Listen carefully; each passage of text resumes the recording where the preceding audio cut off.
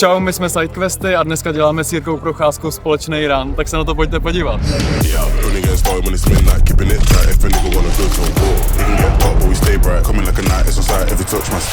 Tak jo, je strašně brzo ráno a čeká nás velká produkční schůzka na dnešek, na velký den. Já budu tak jako poslouchat profíky kameramany. Zdenda to bude mít částečně na povel, takže těšíme se, jdeme na to. Tady se dějou všechny ty věci. Tohle je Mikýřovo studio. Close Friends studio. Kafe, aby se sotva neslo. Plný. Cílem této schůzky bylo projít si trasu, vymyslet záběry, rozmístit kameramany, naplánovat přesuny na další lokace a ideálně být rychlejší než flotila běžců v čele s Jirkou Procházkou. Běžíme nahoru, my je tady musíme předběhnout, což bude velká zábava a reálně doteď nevíme, jak to budeme dělat. Poběžíme z Letné přes Čechův most podél nábřeží až na Karlův most, postupně přes Malou Stranu prudkým kopcem až k Pražskému hradu, kde se musíme modlit, aby nás pustili, kolem katedrály 2 kolečka a pak přes zahrady zpátky na start. Kam uděláme z tebe, Jiřího, jako ty vlasy máš, ti nebudeme brát ty vousy, prostě to sekneme takhle. Zrovna především Martin říkal, že už o tom moc nesmím. Kámo.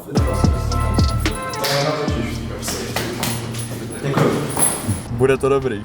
Bude to dobrý, máme to za sebou, těšíme se hrozně. Bude to velký, náročný, ale máte se na co těšit. Bude to fakt dobrý. Teďka střih a jsme tam. Chtěl bych vás tady všechny přivítat, teď vám řeknu, proč jsme hlavně tady. Podle těch šátků jste mohli poznat, že je to spojený se značkou BJP, Jirky Procházky. To, co se nám tady dneska podaří vytvořit, tak by mělo odstartovat obrovskou kampaň na podporu vlastně Jirky, BJP Storeu, České republiky po světě. Do posledního momentu nikdo netušil, že Jirka doopravdy dorazí. Vítáme tě!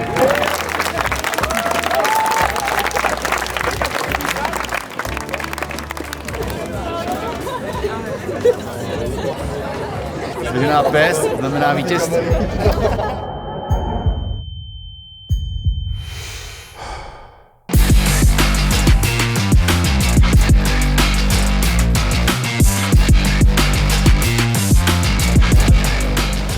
Už vás vidíme hlavy, jak skáčou, vidíme hlavy. Jo, ty vole, ty šátky jsou krásný. Pozor! Pozor!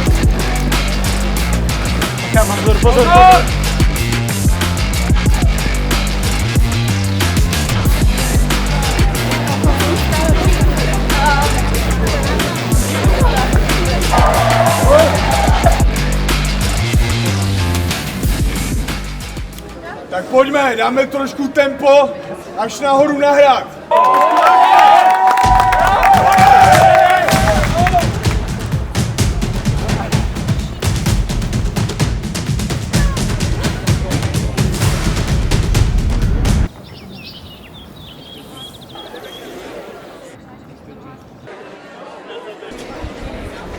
Tady to je jediný úsek, kde máme 2 pokusy. Když zkazíme oba 2, bude tam ještě 3. trestný kolečko.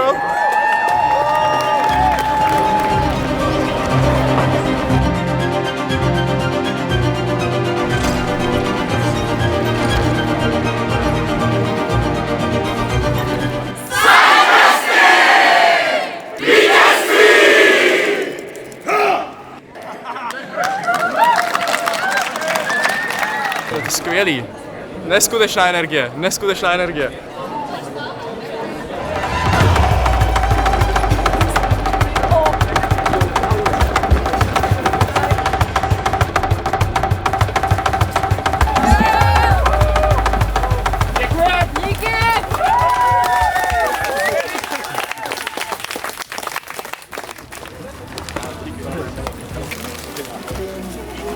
Po běhu jsme lidem rozdali nějaké věci od Mixit a Jirka od nás dostal naší kšiltovku a lidi z toho byli docela nadšení.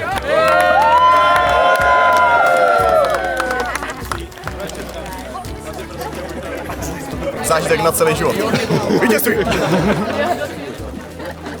Je to bomba. A přijďte na Sidequesty. Jaký byl run s Jirkou? Nejlepší. Ta akce nemohla být ještě lepší. Sidequesty, Jirka Procházka. Perfekt. Za mě luxusně, jakože splněnej sen. Kdo se chcete přidat ještě na pivo, což doufám, že většina. Kdo je ready, postupně půjdeme společně, bude tam výhled, západ a tak. Kameraman má párek v rohlíku a je spokojený taky. On podle mě sám si byl jistý, že to je Jiří, ale nevěřil, že by byl tak na kraji. Tak to jako dal zoom out a říká, jo, to je on. A to bylo přesně... Dívej.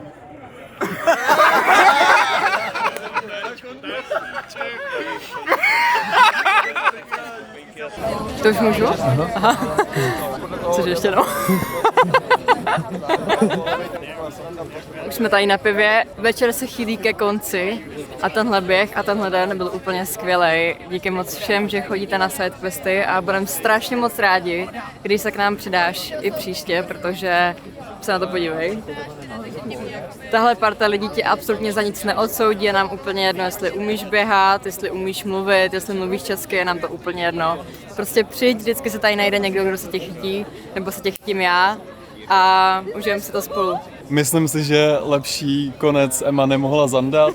Já za kamerou jsem si to užil taky velmi. To běhání bylo náročné s tím baťohem a všechno, ale ty reakce lidí, ty emoce, ty spokojený obličeje, vlastně to překvapení, že vůbec dorazil Jirka, tak myslím si, že pro všechny bylo jako topový.